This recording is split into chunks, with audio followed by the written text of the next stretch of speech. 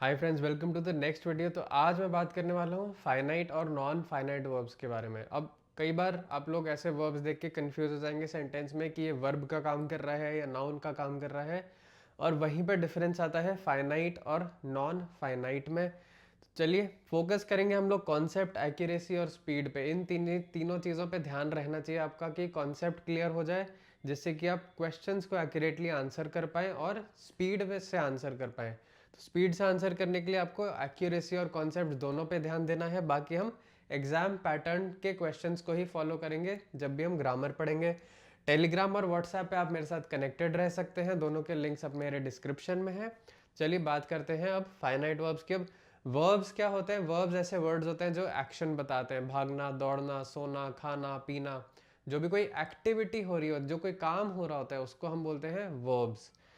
अब finite verb क्या होता है? जैसे एक रूल होता है सब्जेक्ट वर्ब एग्रीमेंट, तो फाइनाइट वर्ब ऐसे वर्ब्स होते हैं जो सब्जेक्ट के हिसाब से सिंगुलर या प्लूरल या टाइम के हिसाब से पास्ट, प्रेजेंट या फ्यूचर में बदल जाते हैं। ये आपको दो चीज़ें ध्यान रखनी है कि फाइनाइट वर्ब्स में इम्पॉर्टेंट है कि वो बदलते हैं सब्जेक्ट और टाइम के हिसाब से।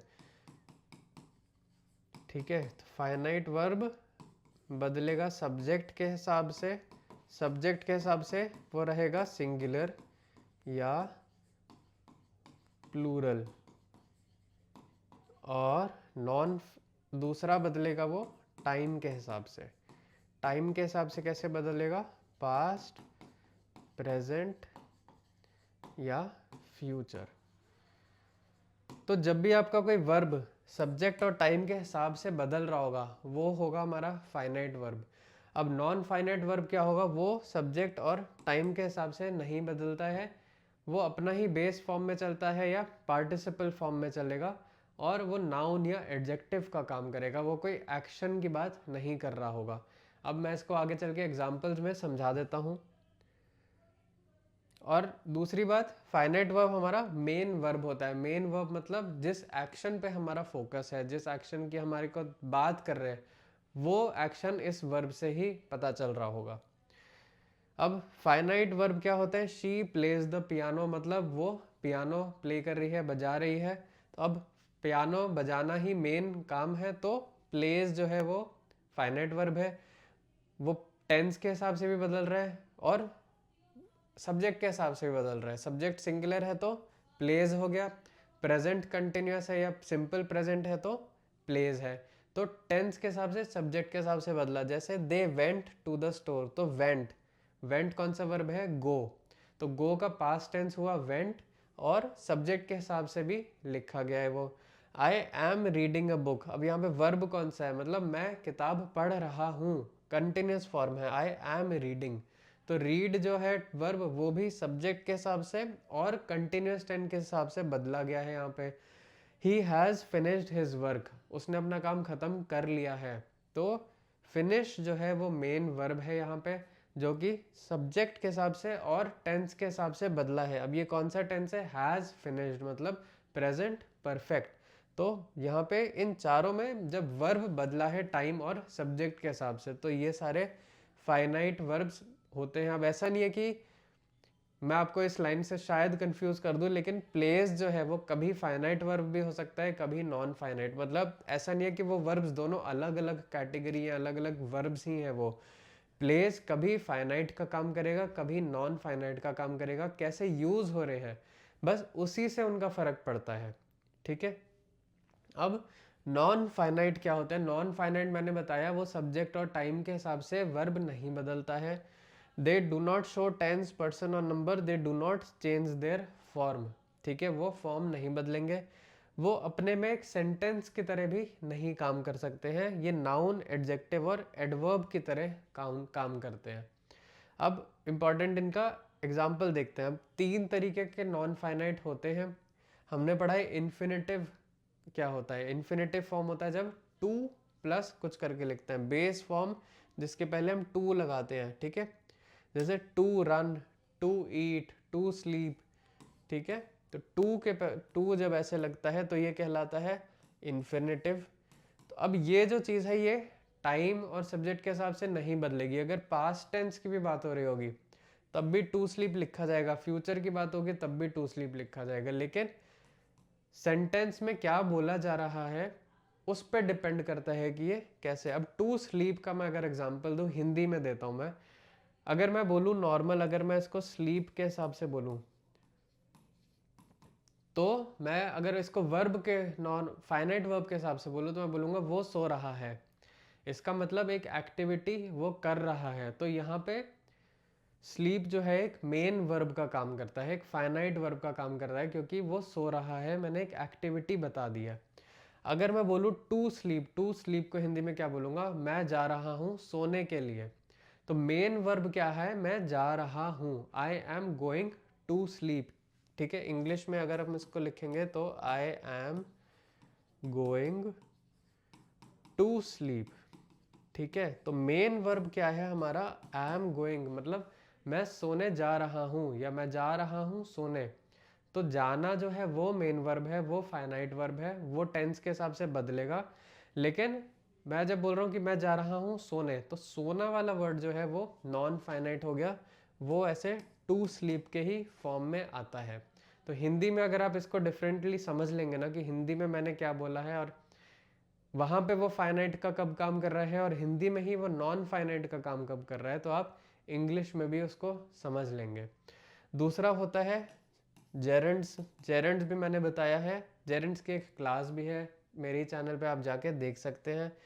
तो वर्ब के फॉर्म्स जो आईएनजी में एंड करते हैं, जो नाउन का काम करते हैं, वो कहलाते हैं जेरेंड्स। जैसे कि रनिंग। अब एग्जाम्पल, रनिंग में मतलब I like running, he likes running, या फिर ही लाइक्स टू रन। तो जब भी ऐसे बोलेंगे, या running is a good activity, अगर जैसे मैं ऐसे सेंटेंस लिखता हूँ, running is a good activity. ठीक है, तो अब मैं यहाँ ये नहीं बोल रहा हूँ कि मैं दौड़ रहा हूँ, कोई और दौड़ रहा है, कोई सब्जेक्ट नहीं है इसका, मतलब मैं किसी इंसान की बात नहीं कर रहा हूँ कि वो दौड़ रहा है। मैंने बोला running is a good activity, मतलब दौड़ना एक अच्छी एक्टिविटी, एक अच्छी एक्सरसाइज है। तो यहाँ पे दौड़ना जो है ये एक नाउन का काम कर रहा है, ना कि वर्ब का। तो यहाँ जैसे ये है, तो running is a good activity, इसका कोई पास्ट, प्रेजेंट या फ्यूचर में बदलेगा नहीं, ये हमेशा रनिंग ही लिखा जाता है। ठीक है, थर्ड होता है हमारे पार्टिसिपल फॉर्म्स। पार्टिसिपल फॉर्म्स जो एडजेक्टिव की तरह लिखे जाते हैं, जैसे कि रनिंग वाटर, जो पानी बह रहा है उसको एक हम बोलते हैं रनिंग वाटर। या फिर ब्रोकन विंडो, तो ब्रोकन विंडो मतलब जो खिड़की टूटी हुई है। तो ब्रोकन यहाँ पे वर्ब का काम नहीं कर रहा है, हम ये नहीं बोल रहे कि खिड़की टूट रही है, हमने बोला है खिड़की, टूटी हुई खिड़की। तो टूटी हुई खिड़की यहाँ पे एडजेक्टिव का काम कर रहा है, क्योंकि वो खिड़की के बारे में बता रहा है कि वो टूटी हुई है।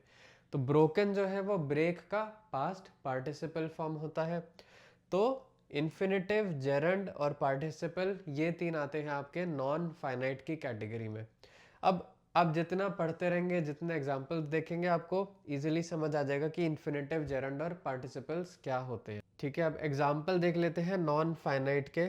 नॉन फाइनाइट इन्फिनेटिव का एग्जाम्पल क्या है, I want to eat pizza, मतलब मुझे पिज़्ज़ा खाने का मन कर रहा है। तो वॉन्ट जो है वो आपका मेन वर्ब है, फाइनाइट वर्ब है। और टू ईट, मैंने बताया था पिछली स्लाइड में, जब टू लग जाता है तो वो नॉन फाइनाइट बन जाता है। मुझे पिज़्ज़ा खाने का मन है, तो मन जो है वो मेन मेरा एक्टिविटी है कि मेरा मन कर रहा है पिज़्ज़ा खाने का। तो खाने का जो है वो एक एक्शन नहीं है, एक्शन है मेरा मन करना। तो इसीलिए I want to eat pizza. She needs to study for the exam, मतलब उसको एग्ज़ाम के लिए पढ़ाई कर लेनी चाहिए। ठीक है, तो पढ़ाई जो है ये एक्टिविटी नहीं है, यहाँ पे पढ़ाई कर लेना चाहिए, ये एक्टिविटी है। तो नीड्स जो है ये हमारा फाइनाइट वर्ब है, टू स्टडी जो है वो नॉन फाइनाइट वर्ब है। ठीक है, जेरंड का एग्जाम्पल अगर हम देखते हैं, swimming is my favourite hobby. अब स्विमिंग यहाँ पे जेरंड की तरह है कि स्विमिंग, तैरना मेरी फेवरेट हॉबी है। ठीक है, अब ये एक फैक्ट बता रहा है, ये ऐसा नहीं बोल रहा कि मैं तैर रहा हूँ, वो तैर रहा है या कोई और तैर रहा है, ऐसी बात नहीं है। सिर्फ एक फैक्ट बता रही है कि swimming is my favourite hobby. तो ये यहाँ पे जेरंड हुआ, नॉन फाइनाइट फॉर्म में यूज हुआ। I enjoy reading books, again ये भी एक फैक्ट बता रहा है कि मुझे किताबें पढ़ना पसंद है। ठीक है, तो एंजॉय जो है वो मेन वर्ब है यहाँ पे, फाइनाइट वर्ब है, और रीडिंग जो है वो नॉन फाइनाइट है। ठीक है, ऐसी बात करें पार्टिसिपल की तो the running water was cold, जब बह रहा था पानी वो ठंडा था। तो रनिंग वाटर यहाँ पे हमारा रनिंग जो है वो नॉन फाइनाइट है, क्योंकि ये पास्ट टेंस या फ्यूचर में भी नहीं बदलेगा। ठीक है, फ्यूचर में जनरली विल लगता है, लेकिन यहाँ पे द विल रनिंग वाटर नहीं बन सकता फ्यूचर में, क्योंकि देखिए ये पास्ट का ही सेंटेंस है, वॉज कोल्ड, जो पानी बह रहा था वो ठंडा था, लेकिन यहाँ पे रनिंग ही आया क्योंकि वो पानी के बारे में बात कर रहा है, एक्शन की बात नहीं कर रहा है। The broken window needs to be repaired, तो ब्रोकन क्या है, अगेन विंडो की बात कर रहा है, जैसे मैंने पहले बताया कि टूटी हुई खिड़की। तो टूटी हुई खिड़की यहाँ पे ये नॉन फाइनाइट हो गया है, नीड्स टू बी रिपेयर्ड। एक और है टू बी रिपेयर्ड। ठीक है, ये भी आप देखिए किस फॉर्म में वर्ब यूज हुआ है। चलिए, अब मेन डिफरेंसेस क्या होते हैं फाइनाइट और नॉन फाइनाइट में। तीन डिफरेंसेस हैं कि फाइनाइट वर्ब जो है वो समय के हिसाब से बदलता है। ठीक है, टाइम के हिसाब से बदलता है। टेंस, टेंस मतलब वो समय के हिसाब से बदलता है, और सब्जेक्ट के साथ एग्री करता है फाइनाइट वर्ब। अगर सिंगुलर सब्जेक्ट है तो वर्ब भी सिंगुलर का होगा, सब्जेक्ट प्लूरल है तो वर्ब भी प्लूरल का होगा। और थर्ड हमें देखना है कि वो मेन वर्ब है, वो जो एक्शन, जो हरकत हो रही है उसके बारे में वो बात कर रहा होगा, ना कि कोई दूसरी चीज के बारे में। ठीक है, नॉन फाइनाइट वर्ब जो है वो नाउन, एडजेक्टिव या एडवर्ब का काम करते हैं। तो इन तीन तरीकों से आप देख सकते हैं कि आपने फाइनाइट वर्ब लिखा है कि नॉन फाइनाइट वर्ब लिखा है। अब आप इन सेंटेंसेस में आइडेंटिफाई कर लीजिए कि वर्ब्स जो है वो फाइनाइट है या नॉन फाइनाइट है। अब अंडरलाइन में कर देता हूँ, इज राइटिंग हमारा वर्ब है यहाँ पे, to buy the singing bird they have finished. अब आपको इन चारों में डिसाइड करना है कि ये फाइनाइट फॉर्म में यूज हुए हैं या नॉन फाइनाइट फॉर्म में यूज हुए हैं। नेक्स्ट है, अब आपको सेंटेंसेस लिखने हैं, ईट, रन और स्लीप के खुद से सेंटेंस लिखिए, इनको फाइनाइट फॉर्म में यूज करके और नॉन फाइनाइट फॉर्म में यूज करके। आई नो थोड़ा सा कॉम्प्लिकेटेड होगा अगर आप बिल्कुल अभी स्टार्ट कर रहे हैं, क्योंकि फाइनाइट फॉर्म में भी सब्जेक्ट और टेंस का ध्यान रखना होता है। नॉन फाइनाइट में आपको ये सोचना होता है कि मैं इसको कैसे यूज कर सकता हूँ नॉन फाइनाइट फॉर्म में, है ना। तो उसकी हम लोग सेंटेंसेस देखते रहेंगे तो आपको धीरे धीरे प्रैक्टिस होने लग जाएगी। चलिए, अब हम मिलते हैं हम नेक्स्ट क्लास में।